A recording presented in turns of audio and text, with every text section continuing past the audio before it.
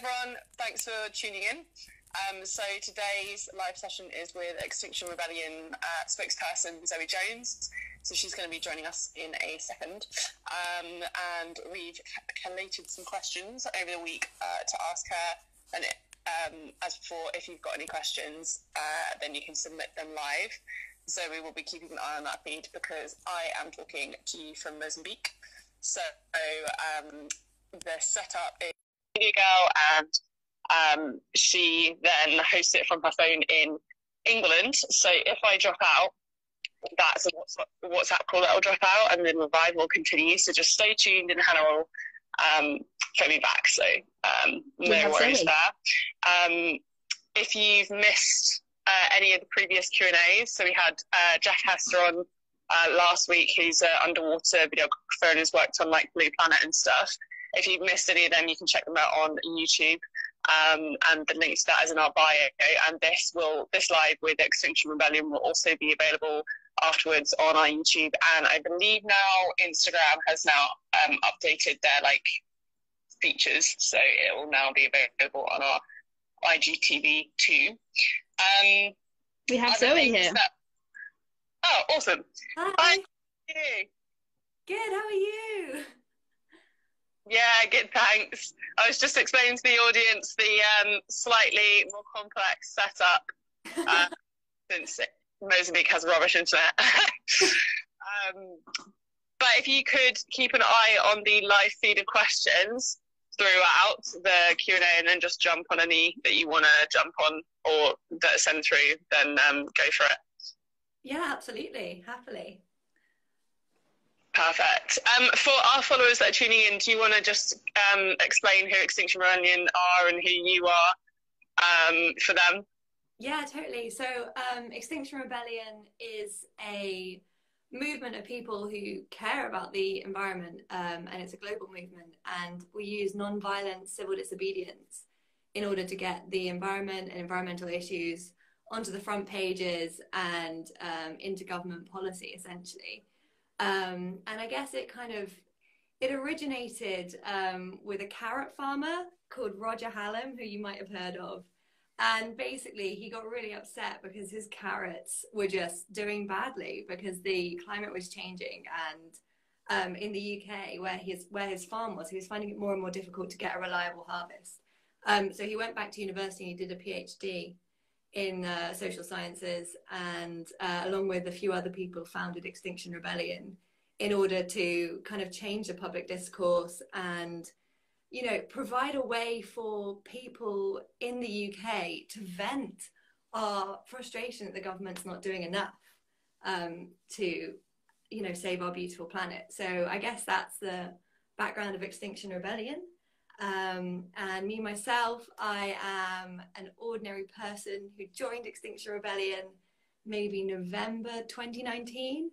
And since then, it has just been, I feel like I've lived an entire lifetime in like a year and a half. It's ridiculous. I've done so many things and it's been brilliant. And yeah, at the moment I work for Bristol media team, and I'm a spokesperson for the UK arm of Extinction Rebellion. Nice. Okay. And then just quickly for your followers that are tuning in and might not know what Love the Oceans is. So I'm the founder of Love the Oceans. We're a marine conservation non-profit, a charity, and we are working in Mozambique, and that's where I'm speaking to you today from. We are trying to establish a marine protected area in our region, which is a region called Jangamo. So we are trying to establish the MPA, Marine Protected Area, through a research and education approach. So we do fisheries research, humpback whales, coral reefs, ocean trash, megafauna and humpbacks. And then we do 2 community outreach projects teaching swimming and basic marine resource management. So we use a multi-pronged approach and have quite a lot of different projects on the go.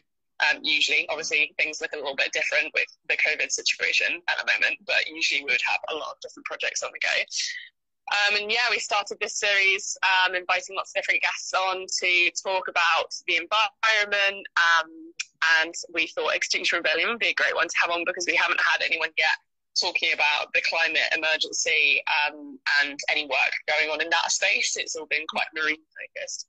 It's quite a nice different angle. We've been submitted loads of questions as well, so if you're happy, we can just jump straight into them. Absolutely, yeah. Perfect. Okay. So first question. Well, we actually got asked about like how Extinction Rebellion came about, but you've already kind of like run over that. The next question was about, because you guys have got loads of groups all around the world, right? Because I remember talking to you when we were organising this, and you were saying that there's so many splinter groups in lots of different countries and all doing amazing work. How are they kind of governed? Like, how's Extinction Rebellion governed? Because that must be a massive job to coordinate all of those and make sure that they're like doing all this great work. It is, and I think it's not an exact science as well. I think the aim of Extinction Rebellion, with having all of these splinter groups and with such a fast growth that we've seen in the organisation, is to make sure that each group can self-organise and self-govern, essentially. And because everyone who's part of Extinction Rebellion, when you join, you kind of get a little briefing about the values and the principles of the movement. And it's things like non-violence, you know, inclusivity, kindness, things like that. So to be a part of Extinction Rebellion, you are kind of briefed on how we expect people to behave. And what's amazing is that actually it comes quite naturally to most people. And it's almost like giving people an opportunity to be their best selves. So the governance isn't necessarily that top down like it would be in a charity. Like I know you and I both work for charities as well, and you should have a board of governors and all these people who kind of ensure that everything's running smoothly and work in a top down way. But actually Extinction Rebellion is kind of holocratic, so it means that every group is responsible for itself, but then we can all come together for these larger campaigns. And it actually seems to be working well, but with a juicy element of chaos always. Yeah. It's cool to like see, because you guys are basically working off the principle that humans are integrally good, right? Everyone's got some good in them, so you guys are kind of like using that and then giving people the tools to mobilise and do something about the climate crisis across the globe. Exactly, and it's kind of, I see Extinction Rebellion as almost like a giant gangling support network that empowers people to organise in their own communities on things that are important to them. So it started off as this kind of London-centric, you know, let's block some roads, let's stop everyone in their tracks and say, this is an emergency, we need to do something to save our coral reefs, or, you know, to save our harvest, whatever it is that you're passionate about. I guess it's all impacted by the climate emergency. Now it's just become this incredible network of like-minded people all over the world, and it's quite beautiful to watch it unfold, actually. Yeah, and it's always changing. Yeah, it's interesting because we're, as marine biologists, you're always asked, like, what's the biggest environmental problem that the seas are facing? And people kind of always assume that it's, well, at the moment, people assume obviously that it's plastics. But actually, the climate crisis is the biggest global crisis that we're facing, because, I mean, you can remove all the plastic from the oceans, but if there's no like life in the oceans because of climate change, then the world as you know it is completely gone, and we won't be there to clean up plastic. Sorry to interrupt, I'm just wondering how you balance that then, because you're obviously really passionate about the environment and you do really, really important work, you know, as a scientist, and it must be frustrating, I guess, to know all of this stuff and to understand it and then to see people acting in a different way. I'm just wondering how that feels, and like whether you thought about doing kind of advocacy or activism or anything. Yeah, so it is obviously something that we study as part of our coral reef research. Hannah, who's actually our social media gal and is posting this from her home, she actually is looking at our coral reef research at the moment, doing her master's on that. And obviously a large part of like the climate crisis and the impact on the oceans is ocean acidification and ocean warming as well, both of which have like detrimental effects on the coral reefs. So I think a lot of our work, so I live in Mozambique for most of the year, and then I have to come back to the UK and do basically educational outreach talks.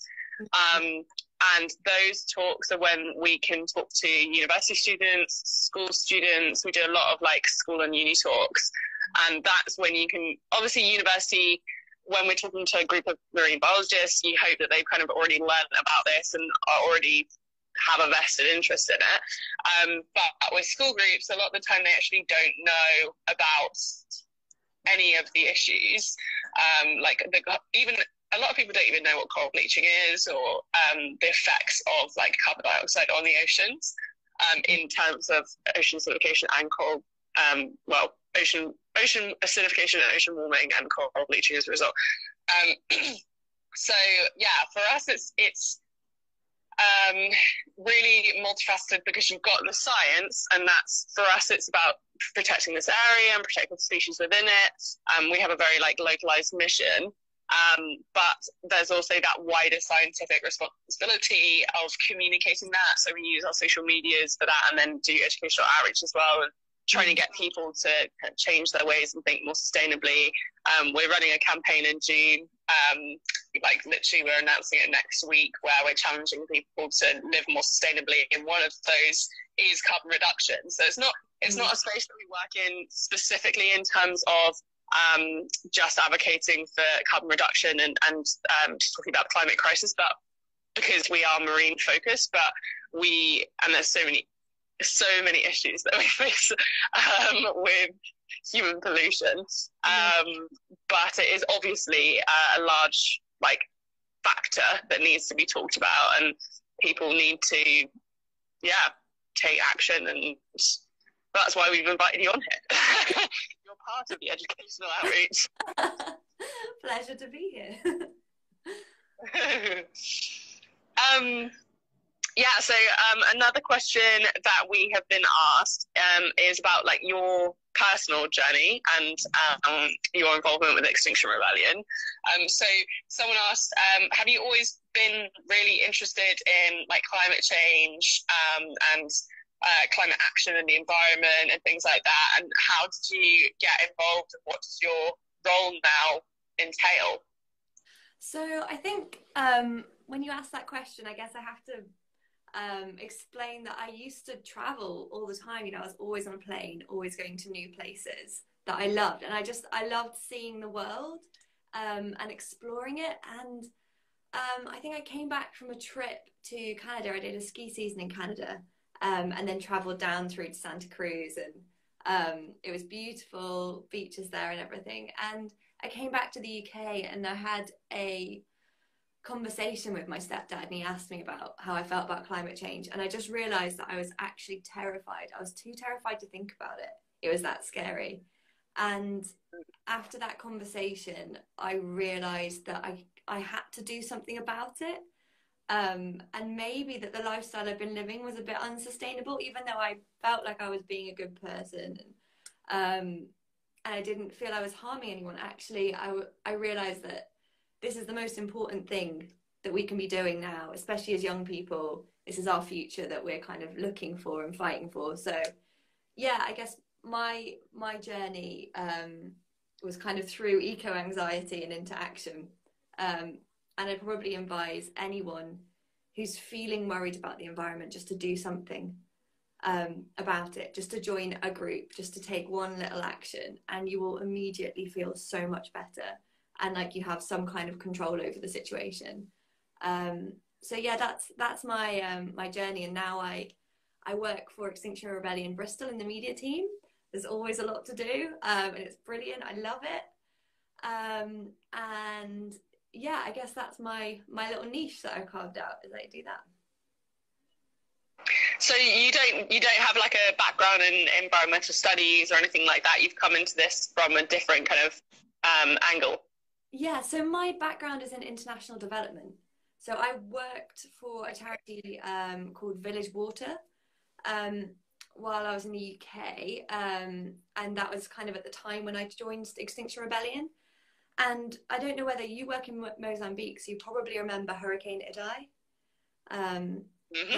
Yeah, crazy. It was just the most enormous superstorm, out of proportion, completely on another scale, and the destruction was enormous. And Village Water is the charity that I used to work for, install water points and water pumps for people, and honestly years worth of water pumps that have been installed, painstakingly installed by people that were being kind of looked after by the local communities, were just washed away in the floods. And I think I realized at that point, I just realized that we can't look at one issue. We can't just look at people need to have water or people need to have this. It's like the climate is so stacked against people who live in, you know, most countries in Africa and other countries in the global south. And there's no amount of help we can give them that will outweigh the damage that climate change will do. So I guess for me, that was my background. My background's in international development, and that's how I came into environmentalism, I guess. Yeah, I think for like a day, for those of you that don't know, it was a massive cyclone. It was only last year, wasn't it? Yeah, I think it was only last year that hit. And well, Mozambique has, and we are in a cyclone region, so we had Dineo in 2017, and that was the biggest cyclone since. Everyone was saying it was the biggest cyclone for 100 years, and everyone was saying like, wow, it's terrible. Like our dive centre got literally like just wrecked. Like we were picking up parts of the dive centre kilometres down the beach. And so the cyclone hit and everyone was like, oh, it won't be that bad again for 100 years, it'll be fine.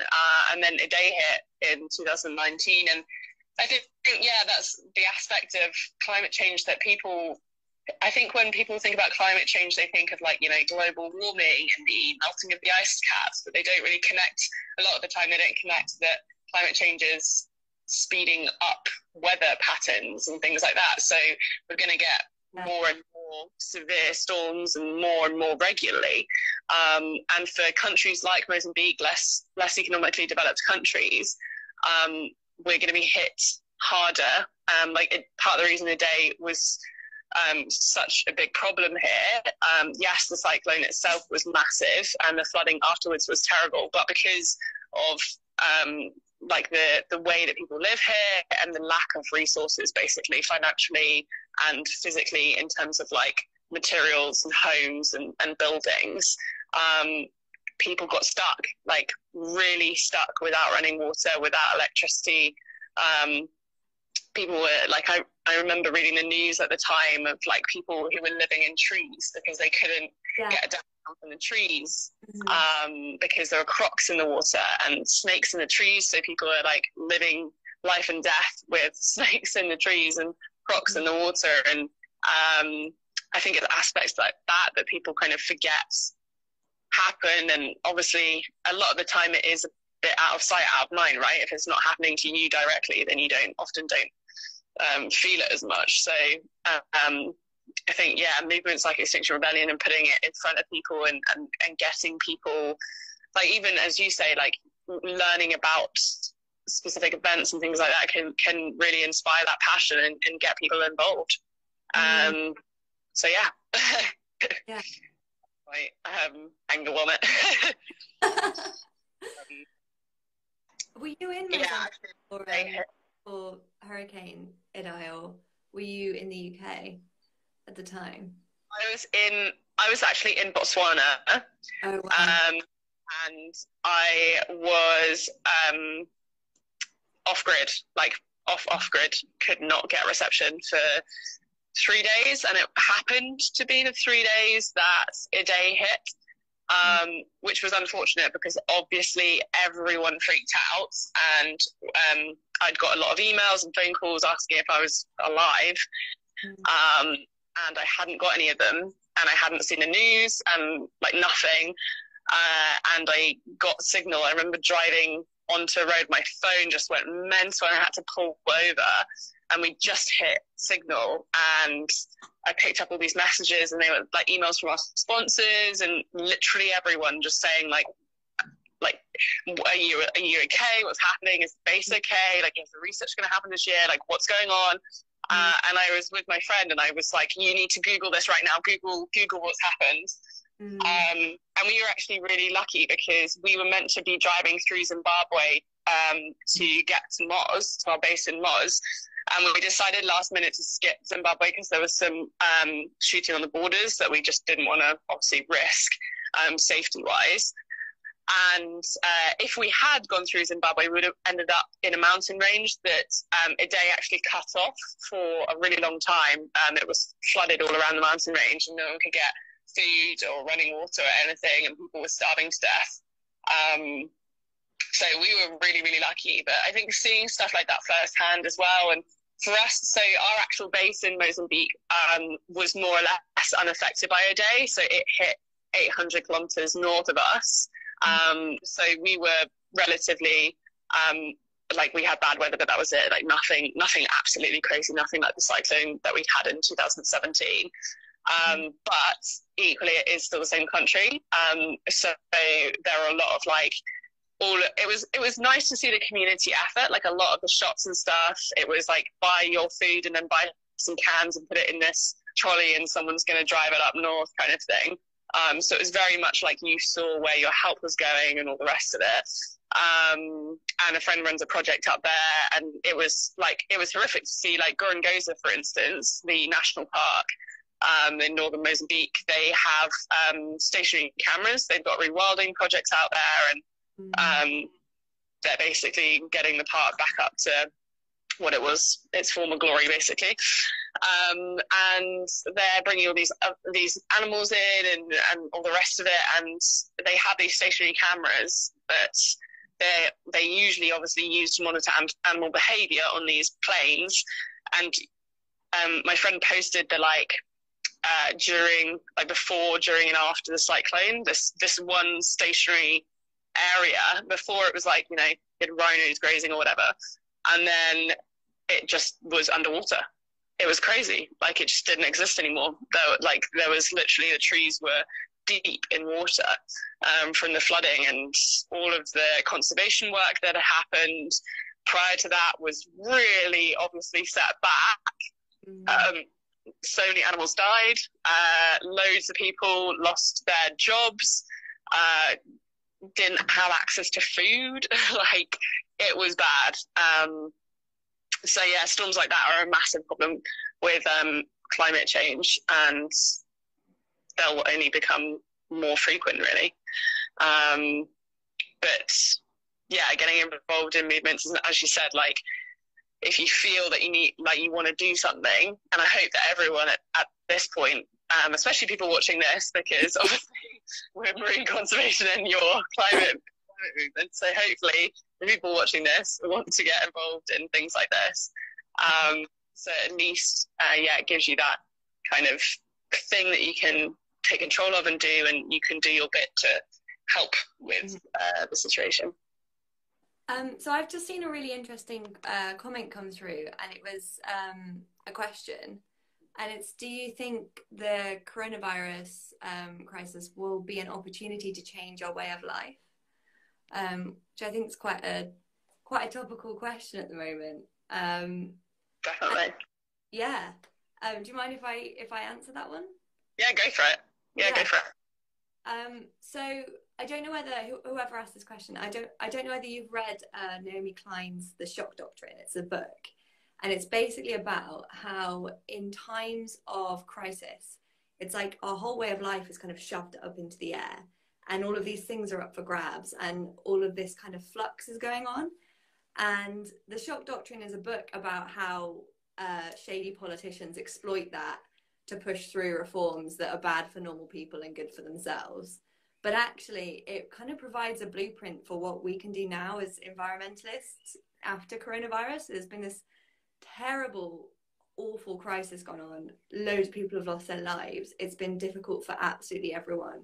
People have been struggling in all different ways, their mental health, and all sorts of things. But actually, because there's been this crisis and because our way of life has been so disrupted, it allows for these changes that wouldn't normally even be thinkable. So yeah, I do think coronavirus, even though it's been awful, and I would, if we could go back and stop it from happening, I would. I think that it can provide an opportunity for us to push for the government to do an economic stimulus package that's green, that invests in green energy and invests in the environment and looks after people and looks after the natural habitat that we have here in the UK and also across the world. So I think the coronavirus lockdown has been really difficult, but I do think that some good could come from it if we play our cards right and if we really put the pressure on as we come out of lockdown. So yeah, and we have a kind of no that's basically about that in Extinction Rebellion, and you can get involved in so many different ways. But I won't witter on about the campaign, but yeah, definitely Google it. Yeah, I agree. I think this time's also giving people to kind of time to pause and reflect on what they're doing and their actions. I think, to be honest, like, we've seen more people, obviously people are spending more time on social media and things like that, and we're seeing more people engaged in sustainable living and moving towards more sustainable living, at least. So yeah, I think you're right. I think that this hopefully there might be something good that comes out of it in terms of the environment in this horrible pandemic time. Yeah. We had a question that was actually about XR's, Extinction Rebellion's campaigns and tactics and stuff. What would you say is the most successful tactics that have been used to get the message of the climate crisis through? Because I feel like a lot of people, the climate crisis for years, people, obviously it's been going on forever, and well, not forever, but for a very long time, we've been aware that it is a problem, and I feel that it's only come to light very recently. How do you think that people, like, what are the tactics that you think that actually get through to people and people can actually get that it's a climate crisis and an emergency? It's not something that we deal with in 50 years' time. It's a now problem. So the idea behind non-violent civil disobedience is that you create a space where people are faced with the issue that you want them to face, that people maybe aren't facing because they don't want to have to make a decision on it. And through that, you polarize the debate.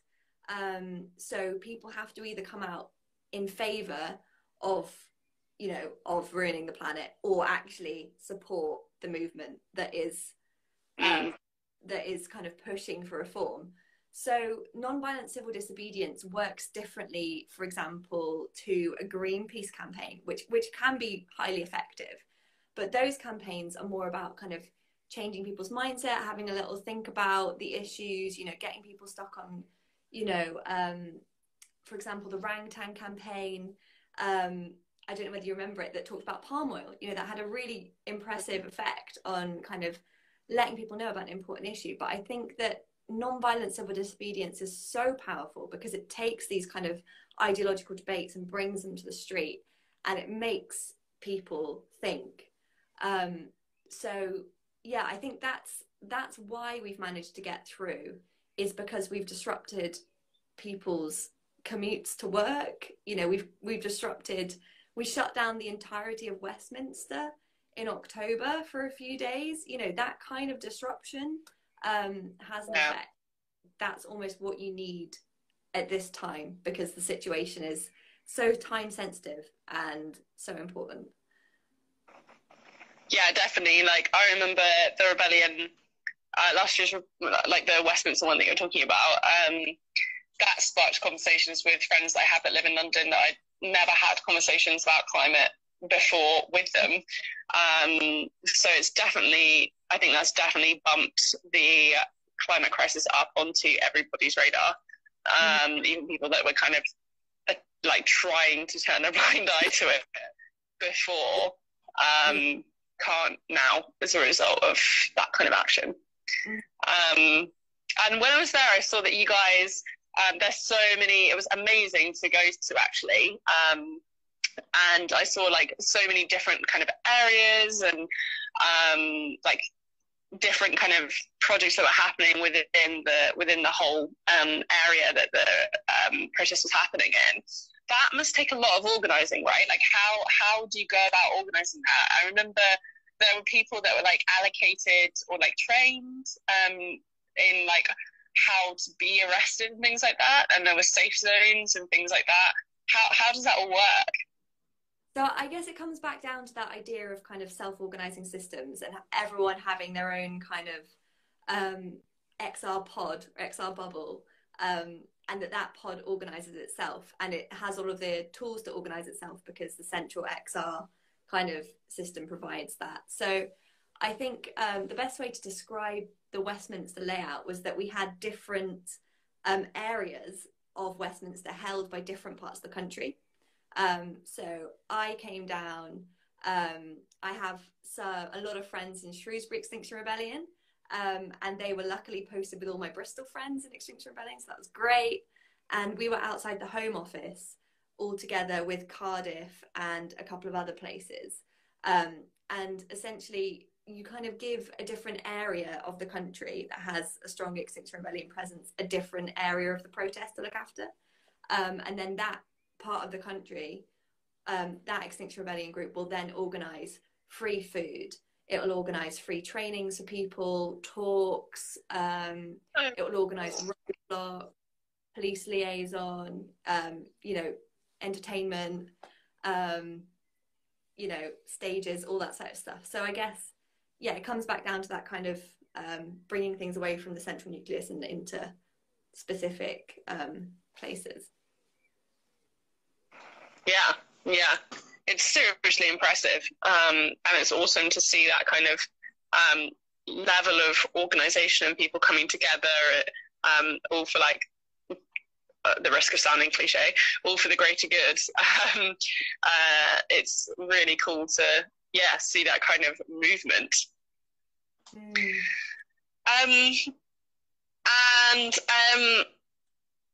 We had a question about vulnerable people. So what's the best way for vulnerable people to get involved if they can't risk arrest? So like, for example, refugees, but are still passionate about doing something about the climate crisis. What's the best way for them to get involved in doing something in this space? So I think a lot of the headlines for Extinction Rebellion, and that's kind of by our own design, have been about arrests. So people think about Extinction Rebellion and they think people being arrested, you know, pictures of people being carried off by police, and really that's kind of 1% of what it is to be part of Extinction Rebellion. There's so many roles for people that have absolutely nothing to do with being arrested.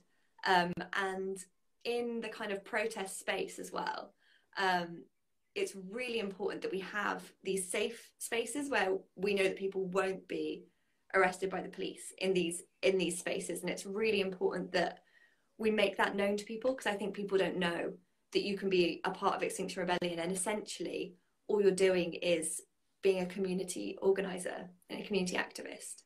And so I guess a couple of examples of how people can be involved without being arrested would be, you could be making food, you could be on the media team with me, you could be live streaming the arrests.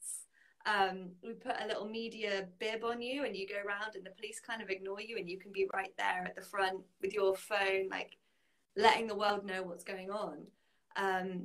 Or you could be a strategist coming up with the next amazing idea. You could work in the arts team. You could be painting the most beautiful banners and creating sculptures. You know, there's so many different ways to be involved in the movement, and most of them don't involve being arrested. It's actually kind of hard to be arrested. I know quite a few people who thought, you know, this is my time. I'm going to make the sacrifice. I feel I'm ready to make a sacrifice for the environment. And, you know, the police just didn't have enough capacity to arrest everyone. So it's kind of, I guess I would like to deconstruct that and say that it's a safe space for everyone. Yeah. Yeah, definitely. And that kind of ties in with another question that we were asked about Extinction Rebellion and negative press and the media and being perceived as like extremists, and ways to avoid that. And yeah, ways to avoid that and keep people focused on the actual problem at hand, because obviously media kind of latches on to what they think is going to be, certain outlets latch on to what they think is going to be a good story that's going to sell papers, and yeah, how is it possible to get the media to kind of like focus on the actual issue, which is the climate crisis, rather than getting distracted with like going on? I think we're moving into a new phase. So the kind of mass arrest tactic was necessary to get Extinction Rebellion's name up there immediately, and to get the climate crisis, the climate and ecological crisis, on the radar, and on the front of newspapers, in the House of Commons being debated. We've got a climate emergency declaration from Parliament following the April Rebellion. And I actually feel now that we are moving into a new phase where we need to be building bridges and building a community of people who are working on really important issues in their local area, because it's got to feel personal to you, you know. So you're living in Mozambique and you care about the oceans there because you are in that space. And I think people will be so much more effective as campaigners if they're campaigning for something that's close to home. So what we're doing now is kind of moving towards more of a localized tactic where we really take on local campaigns and win them. Yeah, and I think also the mass arrest tactic has, as you say, made people who would be treated differently by the police, like you say, or refugees, or even just people of colour in the UK, has put people like that off from joining the Extinction Rebellion arm of the climate movement. And I think that is a real shame, and we need to make sure that Extinction Rebellion is a place that everyone feels welcome and everyone feels they can find their place, and have that support network and meet all these amazing people. So yeah, it's really important that we focus now on the goal, the end goal, not just on the arrests, because that's really, like I said, such a small part of being part of Extinction Rebellion. Yeah, definitely. And so that's kind of like going forward, what the plans are, keeping it local. Do you think that you might already, I actually don't know, but do you think that Extinction Rebellion will form like alliances with political parties like the Green Party and stuff to add political strength to what you guys do?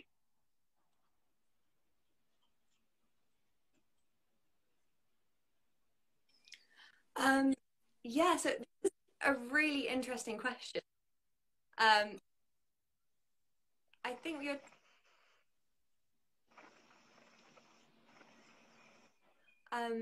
so you've just cut up for me, but what I heard you say is, do you think we'll be forming alliances with the Green Party or other political parties in order to get our message across and get it into policy? And it's a really interesting question. And I think it's one that we try and remain apolitical, because that means that anyone from any political party can be a part of Extinction Rebellion, and that's really important. But any politician who puts the environment and climate first is a friend of ours. So that would be most Green Party politicians, quite a lot of Labour politicians, and some Tory politicians, and some Lib Dems and other parties, and independent candidates too. So I think it's really important to say that we welcome people from across the political spectrum. Yeah, definitely. We're not cutting ourselves off.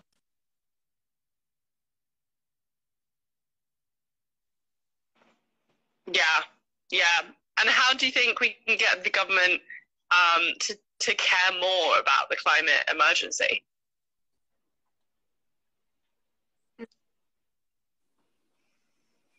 So this kind of links to the last question. So we've seen that politics doesn't really do very well when it's looking at kind of divisive issues, for example, like Brexit. It's been an absolute shit show, to say anything, to be rude. But basically, it's really important when we look at the political system not to get tunnel vision and think that's the only way that we can create change with the government. Actually, there's this amazing technique called a citizens' assembly, which is one of our 3 demands in Extinction Rebellion. And a citizens' assembly essentially brings a kind of a perfect mirror of the society that we live in, representative of people from all different walks of life, all different ages, brings those together into a room and gives them the best expert advice on a certain issue. And those people then, when taken out of their normal contexts, make a decision and make recommendations for the government. And it's not a new technique. It's called participative democracy, and it's been going on in Ireland for years. And the abortion debate there was so toxic that no politician would touch it. And actually the only thing that could kind of bring the country through was a citizens' assembly on abortion. And it's kind of, it's a really, really effective way of making decisions, actually, because it takes out the ego of politics and the point scoring and all of that stuff. So I guess the way that we get the government to care about the climate is by bringing a citizens' assembly of people, ordinary people from the UK, to make recommendations to the government and making that citizens' assembly legally binding so that the government has to act on it.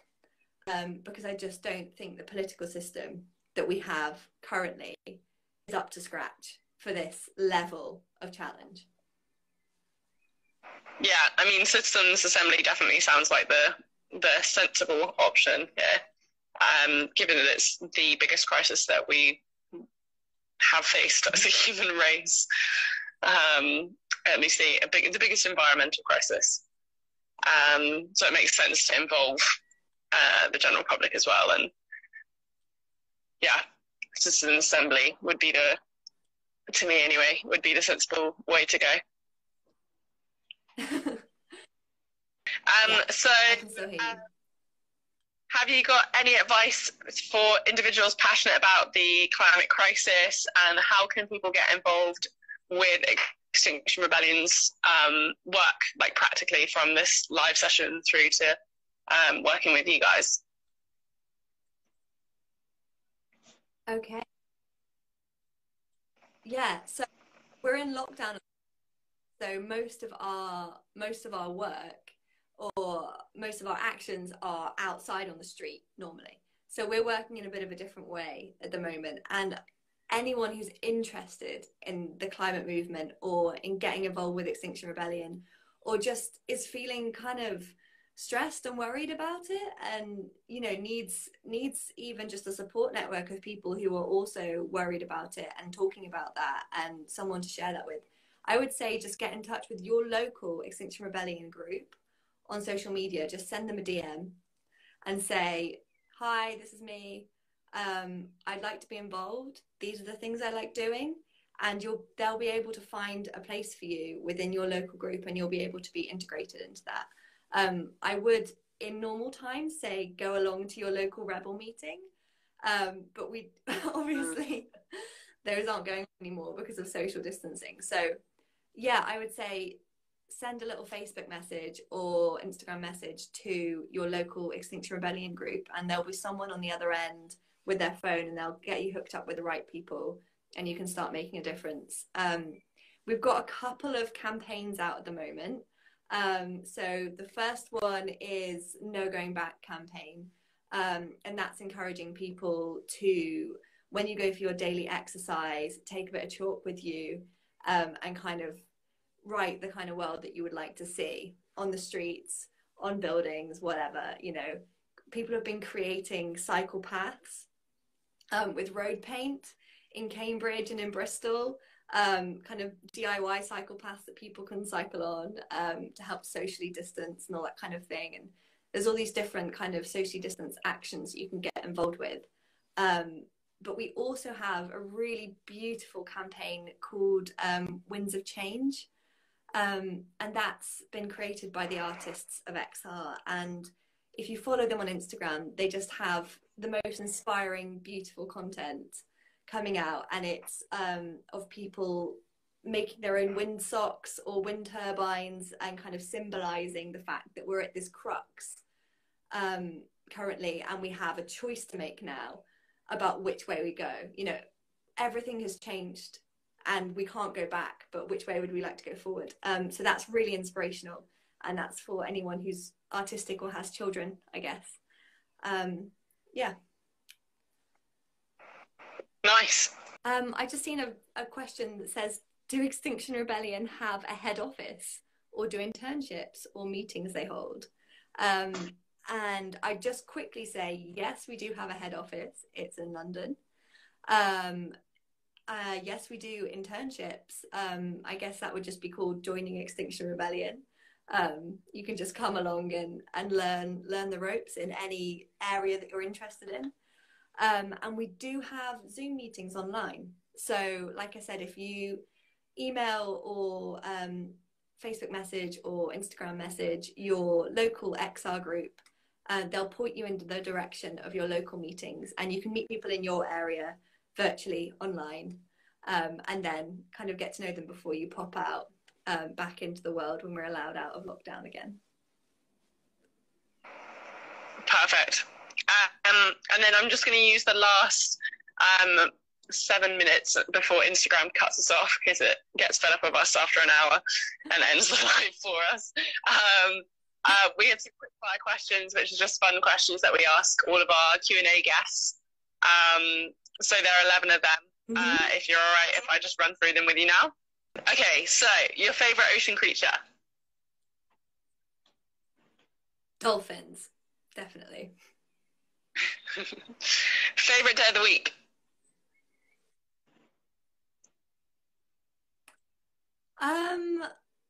Favourite day of the week?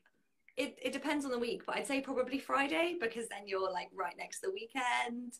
And you know, you've got 2 days of fun ahead of you before you have to go back to work. Plastic free or eco product you can't live without? Plastic free eco product. This is going to sound really sad, but my favourite plastic free eco product is the bread from my local bakery. I love it. I can't believe I spent years eating bread out of a plastic packet when you can get this beautiful, freshly baked, crusty thing in a lovely paper bag that's good for the environment and really tasty. And supports local businesses as well, so it's a win-win situation.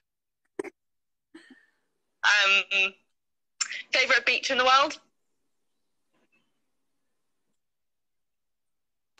My favourite beach would probably be in New Zealand. There's this beautiful beach called Lonely Bay, and there's a certain type of tree that comes out at Christmas in New Zealand called a pahutakawa, and it has red blossom, and it kind of hangs over the beach. And obviously Christmas in New Zealand is hot, and it's just the most beautiful little spot. And as it's called Lonely Bay, it is, you know, pretty deserted. So that's my favourite. Last song you listened to? Last song I listened to was Harvest Love, probably, by Tash Sultana. I'm trying to learn it on the guitar, but I can't play guitar. It's just a lockdown hobby. And I'm just booked daily. So yeah. Dolphins or sharks? Dolphins, 100%. Because dolphins are social, and they surf, and they interact with humans, and they like playing, and they have really complex social structures, and they're just amazing. Favourite holiday? So at the moment I'm doing this whole slow travel thing where I try not to get on planes. So I'm loving the Trossachs in Scotland. Are just beautiful, most beautiful mountains ever. and Snowdonia as well, in Wales. And then you can get a little ferry over to Ireland, and all of the coastline around there is just amazing. So those are my favourite holidays at the moment. Yeah, beautiful. Would you rather be able to speak every language in the world or be able to speak to animals?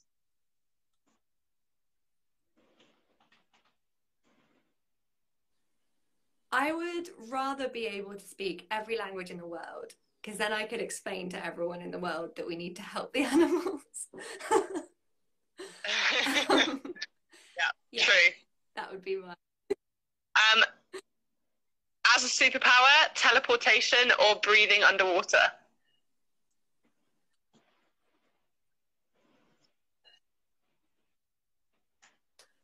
This is a really hard one. This is so hard. I think I'd have to say teleportation, because then I could go on holiday anywhere without flying, and that would be amazing. So. Yeah, it's definitely better for carbon emissions. What book would you take with you on an island? I'm reading this really beautiful book by Robert Macfarlane at the moment called Unland, and it's basically about kind of deep time and in the environment across like geological time, and it's really beautiful. I'm making it sound boring, but it's great. Anyone listening should definitely try it out. Yeah, it's really good. And then the last question, first thing you're going to do after the coronavirus lockdown? I don't know. There's so many things that I want to do. But I would love, there's this beautiful little swimming spot near Dublin. I have a good friend who lives there, and I would like to go in the sea in that particular swimming spot and just go for a dip, basically. That's my aim after lockdown, is to get on a ferry and go and swim there, because it's beautiful. Yeah, definitely. Swimming in the sea is always a win.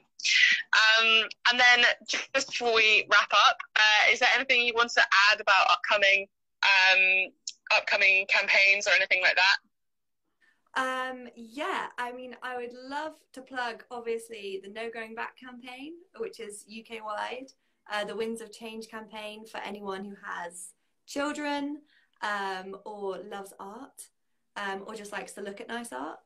And I would love to plug as well, if you live in Bristol, we're just about to start a campaign for clean air in the city, because the air quality there is essentially illegal. And it's some of the worst in the UK, and it affects us all, and especially during coronavirus. We've seen that it affects the planet's health and our health as well. So if you're living in Bristol and you want to get involved in that, send us a DM. I'll be on the other end of our Instagram, kind of getting you hooked up with the right people. So yeah, and thank you so much for having me. It's been an absolute pleasure to talk to you. And I think we've No worries. Thanks for being on. And yeah, if anyone's got any questions, then shoot us some DMs and we'll get back to you. You can check out Extinction Rebellion's website and our website. We will also have this session available on our YouTube afterwards and on our Instagram TV too. So if you miss any of what we're talking about, then you can check that out there.